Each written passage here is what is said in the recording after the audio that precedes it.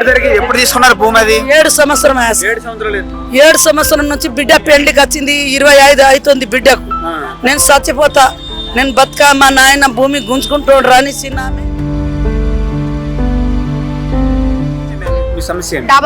ఇల్లు కావాలని సమస్యన్నది. ఇవన్నీ చూడండి, 30 సంవత్సరాల నుండి పెడుతున్నా. ఇల్లు మేము గెలిచి ఇస్తామంటున్నారు, వాళ్ళు గెలుస్తున్నారు, పోతున్నారు, మాకు ఇస్తలే ఇల్లు.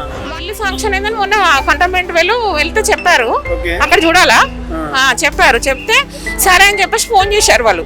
మళ్ళీ బ్లూ బోర్డ్ నెంబర్ చెప్పమ్మా మీరు ఎంటుకుంటున్నారు అంటే అవును అన్నా అనేసరికి ఒక 5 minutes లో క్యాన్సిల్ చేసేసిండ్రు. ఎందుకు క్యాన్సిల్ చేశారు? మేము నెంబర్ చెప్పలేనని 5 నిమిషాలలో నెంబర్ చెప్పలేకపోతే క్యాన్సిల్ చేసేసిండ్రు. Welcome to Kaizer News. నేను వంశీకృష్ణ. ప్రజెంట్ మనం వచ్చేసి ప్రజావాణి దగ్గర ఉన్నమాట. సో గతంలో కాంగ్రెస్ ప్రభుత్వం వచ్చిన తర్వాత ఎలాంటి సమస్యలున్నా ప్రజావానికి రావచ్చు, వినతి పత్రం వేసుకొని చెప్పారు.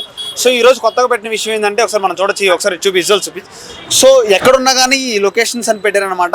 సో ప్రజావానికి వచ్చే అవసరం లేదు, ఈ లొకేషన్కి వెళ్ళి వినతి పత్రం ఇవ్వాల్సింది చెప్తుండడం జరుగుతుంది అనమాట.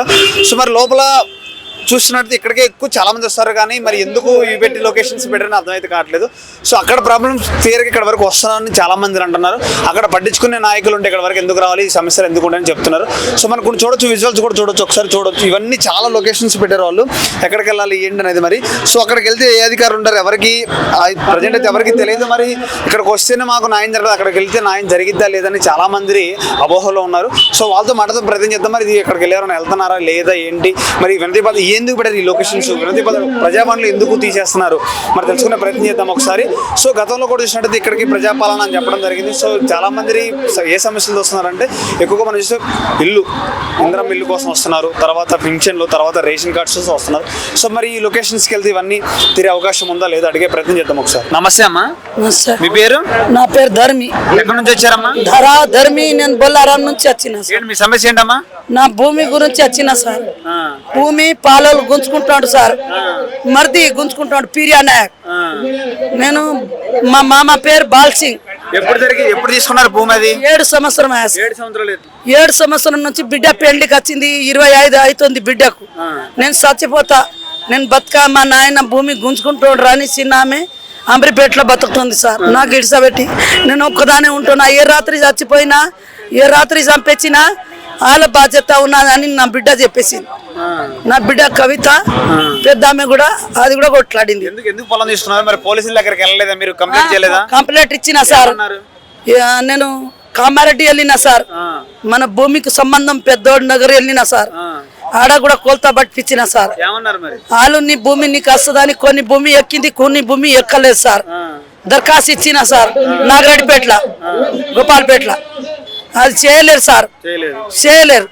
ఇప్పుడు ఏమంటాడు నా మరిది, నీ ఉండకు, నాకు బోరు ఉన్నది, నేను పోను, చంపేస్తే చంపేయండి, నేను చచ్చిపోతా. నాకు పెళ్లి చేపించుకొచ్చిండ్రు మీరు, మాకు అత్త మామూలు చేపించుకొచ్చిండ్రు. నా పాలు నాకు ఉండే సార్.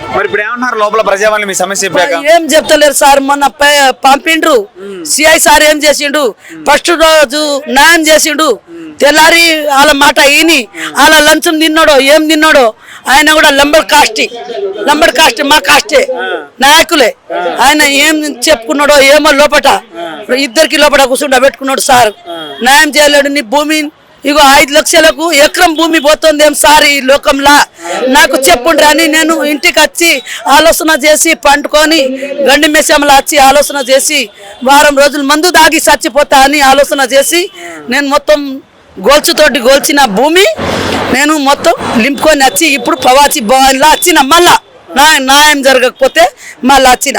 మళ్ళా నాకు కొట్టిండ్రు, తండ్రులు అందరు కలిసి కొడతారు. పట్టించి ఏం తీసుకుంటలేరు సార్, ఏం తీసుకుంటలేరు.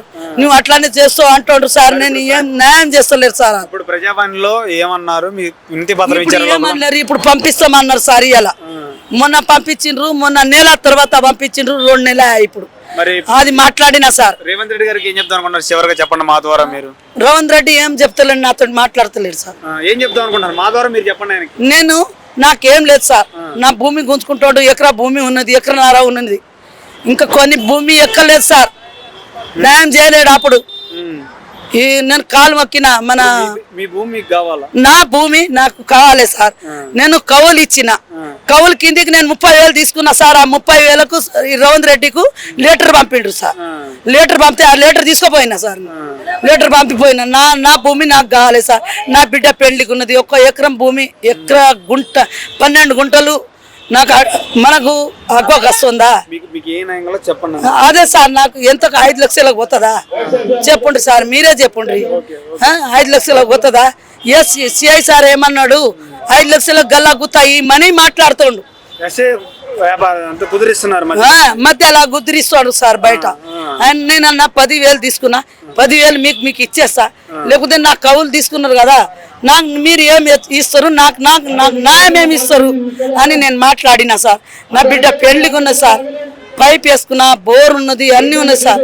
ఇల్లు కూలిపోయింది, ఇల్లు కూలా కొట్టేసిండ్రు. ఇప్పుడు నేను పోతే జరసేపట్లా చంపేస్తామంటుండ్రు, ఎల్లారెడ్లా కనిపిస్తాయి. మీ పేరు? హేమలత. ఎక్కడి నుంచి వచ్చారు? బాబుజీ నగర్. ఏంటి మీ సమస్య?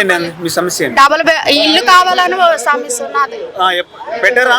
అప్లికేషన్ పెట్టారా? ఇవన్నీ చూడండి, 30 సంవత్సరాల నుండి పెడుతున్నా. ఇల్లు మేము గెలిచి ఇస్తామంటున్నారు, వాళ్ళు గెలుస్తున్నారు, పోతున్నారు, మాకు ఇస్తలే ఇల్లు. మొన్న ఇంటికి వచ్చి ఫోటో, నేను ఇక్కడ కూడా ముందు ఒకసారి వచ్చాను, పెట్టాను, అందులో కూడా ఫోన్లో కూడా మెసేజ్ వచ్చింది నాకు. మొన్న ఇంటికి వచ్చినప్పుడు అందులో రాలేదు నా పేరు,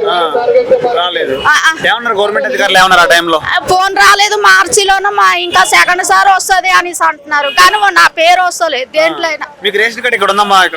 ఉన్నాయి ఆధార్ కార్డు, రేషన్ కార్డు అన్ని ఇక్కడే ఉన్నాయి, ఇవ్వట్లేదు. అదే చెప్తున్నాను సార్, మేము గెలిస్తే ఇస్తామా అంటున్నారు, గెలుస్తున్నారు వాళ్ళు.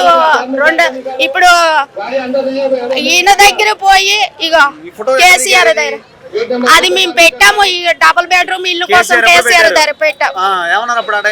అందులో కూడా ఇస్తాం అన్నారు, ఇవ్వలే. మరి ఇక్కడ లోపల ప్రజావానికి ఎప్పుడు వచ్చారు? ఫస్ట్ టైం వచ్చారా? వచ్చాను, ఇక్కడ కూడా వచ్చాను. ఇక ఇందిరాగాంధీది అప్పుడు పెట్టారు, అందులో కూడా పెట్టాను, అప్పుడు కూడా పెట్టాను. అందులో కూడా చూడండి, మీరు నా మాట అబద్ధమైతే చూడండి. నేను అప్పటి నుండి ఉన్నా. మా ఆయన తాగుడు అనేసి అంటారు, మరి గరీబోళ్ళు తాగితే అలాంటి చూడాలి కదా. వ్యాన్ షాప్ దగ్గర పోయి మేము అబద్ధం ఆడితే ఆ సీసీ కెమెరాలలో చూడండి, మా బతుకులు రోడ్డు ఎక్కించి తాగులోనే మీకు పైసలు వస్తున్నాయి అన్నప్పుడు మరి మాకు పట్టించుకోవాలి కదా, పట్టించుకోవాలి కదా. మా మొగుళ్ళు దాంట్లోనే పైసలు వస్తున్నాయి అంటున్నారు, అది వ్యాన్ షాప్ లో అమ్మితే పైసలు వస్తున్నాయి. మరి పైసలు వచ్చినప్పుడు మాలాటోళ్ళు మేము అవ్వాలా? ఇప్పుడు నా కాళ్ళ నొప్పులు వచ్చాయి, బీపీ వచ్చి, నా 2 పిల్లల కష్టపడి నేను పెంచి నేను రోగం అయిపోయినా తిరుగుతూనే ఉన్నా ఇల్లు కోసం. నాకు ఇల్లే వస్తలేదు. అక్కడ కార్పొరేటర్లు కానీ ఎమ్మెల్యేలు కలిసారు మీ ఏరియాలో? కలిసినా ఎవరు పట్టించుకుంటలేదు. కొత్తగా ఈ బోర్డులు పెట్టారమ్మా, ప్రజావానికి రావద్దు, లొకేషన్ కి వెళ్ళి అక్కడ ఇవ్వనని చెప్తున్నారు, జరిగిద్దంటారు మరి న్యాయం అక్కడ? ఏమో సార్, మేము ఇంతకు ముందు కూడా తిరిగి ఇగో చూపిస్తున్నా కదా, నేను అవన్నీ తిరిగి 5 సంవత్సరాలు ఈ కేసీఆర్ దగ్గర. ఫస్ట్ కేసీఆర్ గెలిచినప్పుడు 5 సంవత్సరాలు తిరిగాను. తిరిగితే లాస్ట్ కి 10 మంది ఫోటోలు కూడా ఉన్నాయి. 10 మంది కలిసి తిరిగాం మేము. అంటే నేను ఒక్కదాన్న అయితే తిరగలేనని. ఇక రాలేదు, వాళ్ళందరూ పైసలు ఉన్నాయి, వాళ్ళు కొనుక్కున్నారు. నాకడ పైసలు లేవు. డబ్బులుంటే వచ్చేది మీకు కూడా ఏంటి? కొనుక్కోవడం అంటే డబుల్ బెడ్రూమ్ ఇల్లు కాదు. వాళ్ళు తిరిగి వాళ్ళ దగ్గర డబ్బులు ఉన్నాయి, వాళ్ళు కొనుక్కున్నారు. నేను కొనుక్కున్న సోమతలో కూడా లేను. 1,00,000 రూపాయలు పెట్టి కొనాలన్నా నేను లేను. ఇప్పుడు నాకు ఒక పిల్లు ఉన్నది, ఆ పిల్లకి పెళ్లి చేయాలంటే నా దగ్గర 1 రూపాయి లేదు. నేను మా ఆయన నేను ఉన్నామా, ఆయన కష్టపడిందంతా తాగుడికి పెట్టాడు. నేను కష్టపడిందంతా ఇంటి కిరాయి కట్టుకొని నా పిల్లలకు పెంచాను. ఎలాగ బతకాలా, ఎలా కొనుక్కోవాలా? మరి రేవంత్ రెడ్డి గారికి మా ద్వారా ఏం చెప్దాం అనుకుంటున్నారు చెప్పండి మీరు? రేవంత్ రెడ్డి గారు, మౌలి గారు, మీకు దండం పెడతాను, నాకు ఒక ఇల్లు కావాలి సార్. నేను ముసలి అయిపోతున్నాను, నాకు కష్టపడడానికి ఓపిక లేదు. ఇప్పుడు నాకు ఒక ఇల్లు కావాలి, డబుల్ బెడ్రూమ్ ఇల్లు, ఏ ఇల్లు, ఎక్కడైనా జాగా అయినా ఇస్తే మేము గుడిసేసుకొని ఎవరు జాగాలోనూ మేము గుడిసేసుకొని బతకాల. ఓకే అమ్మా, ఖచ్చితంగా రెస్పాన్స్ ఇస్తారు, కొంచెం గవర్నమెంట్ కూడా పట్టించుకుంటుంది. నేను మా పిల్లలకు కూడా చెప్పా ఫోన్లోనా, నేను దీంట్లోనా, అదేంటి దేంట్లోనో పెడతారు, యూట్యూబ్ లోన దేంట్లోనో మెసేజ్ పెడతారు కదా, అలా కూడా పెడతా అన్నా నేను. పెట్టమన్నా మా ఫోన్లతోనే ఎవరు చూడరు అన్నారు. అవును, పట్టించుకోలేదు త్వరగా. ఆ? ఓకే, మీకు ఖచ్చితంగా రెస్పాన్స్ వస్తుంది, ఖచ్చితంగా మీకు కూడా ఇల్లు వస్తుంది. ఓకేనా? ఏమో సార్, మీదయ్యా వాళ్ళదయ్యా రేవంత్ రెడ్డి గారు. అంటే మీలాంటి ప్రజలు మీలాంటి ఇబ్బందులు పడుతున్న వాళ్ళకి తెలుసుకోవడం కోసం వచ్చినాం మేము కూడా ఇక్కడ వరకు. కాదు, మేము వాళ్ళు ఇప్పుడు తాగుడు వల్ల పైసలు వస్తున్నాయి, మా ఇల్లు కుటుంబాలు మేము నాశనం అయిపోతున్నాము అని మాలాంటి వాళ్ళకి పట్టించుకోవాలి కదా సార్. అవును, ఖచ్చితంగా పట్టించుకోవాలి. ప్రభుత్వం ఉందే మీకోసం, మీలాంటి వాళ్ళ కోసం, పట్టించుకునే కోసం. నమస్కారం అండి, మీ పేరు? సునీత. ప్రజావానికి ఎందుకు వచ్చి మీ సమస్య ఏంటి? నేను బోయినపల్లిలో పోయిన ఇయర్స్ అప్లై చేశాను.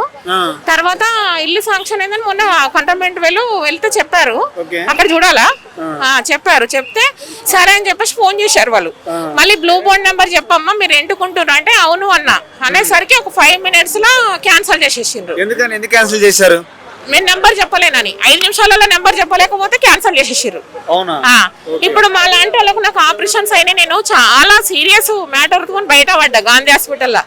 మాకు ఎటువంటి ఆధారం లేదు, మాకు ఆస్తులు లేవు, ఏమీ లేవు, అన్ని అమ్మేసుకున్నారు. మా ఆయన మాకు పిల్లలు కూడా లేరు. 22 years అవుతుంది మ్యారేజ్ అయ్యి. 22 years నుంచి రెంట్లే ఉంటున్నాం. ఒక 20 lakhs ఇప్పుడు అప్పులు ఉన్నాం మేము ఎలా కట్టాలి? ఇప్పుడు నా పరిస్థితి మంచిగా లేదు. నాకు ఇల్లు షిఫ్ట్ చేయాలన్నా నాకు ఇప్పుడు నడవడానికి ఏమంటారు ఓపిక కూడా లేదు. నాకు పేగులన్నీ కట్ అయిపోయినాయి లోపల. నాకు ప్రాబ్లమ్స్ చాలా ఉన్నాయి, హెల్త్ ఇష్యూస్ చాలా ఉన్నాయి. మా ఆయన ఒక్కడు వేస్తే నేను తినాలి. ఆయన 12,000 జీతం వస్తే 8,000 రెంట్ కడుతున్నాం. ఇల్లు కూడా దొరుకుతలేదు తక్కువ రెంట్లల్లో. ఇప్పుడు మా లాంటి వాళ్ళకి ఇవ్వాలి కదా సార్ ఇల్లు. మరి ఏమన్నారు అక్కడ జిహెచ్ఎంసీ అధికారులు అడిగితే ఏమన్నా అన్నారా? ఎమ్మెల్యే అక్కడ వెళ్ళి అడిగితే ఏమన్నారు? ఇప్పుడు చెప్తుండ్రు అమ్మాలు మళ్ళీ జిరాక్స్ ఇవ్వండి నాకు ఇచ్చేసి వెళ్ళండి అప్లై చేసే అంటే మళ్ళీ తీసుకున్నారు ప్రజావాణిలో.